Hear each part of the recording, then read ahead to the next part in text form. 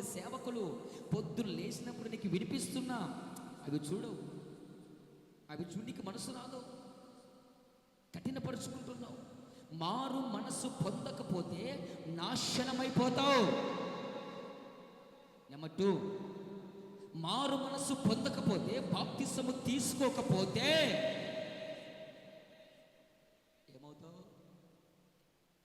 ఏమవుతావు? నాశనాన్ని ఒడిగట్టుకుంటావు. ఎందుకయ్యా బాప్తిసము, ఎందుకయ్యా రక్షణ అంటే నువ్వు నాశనమైపోకుండా నిన్ను కాపాడేది. ఆమేన్, హల్లెలూయా. ఎందుకు బాప్తిసం తీసుకోమంటున్నానో తెలుసా? ఎందుకు రక్షణ పొందని చెప్తున్నానో తెలుసా? ఎందుకు మనసు మార్చుకోరని చెప్తున్నాను తెలుసా? ఆమేన్. బాప్తిసం అనగా నెంబర్ 2, ఇందాక చెప్పాను, బాప్తిసం అనగా నిన్ను నిలబెట్టేదే కానీ నిన్ను పడుగొట్టేది కాదు. నెంబర్ 2, బాప్తిసం అనగా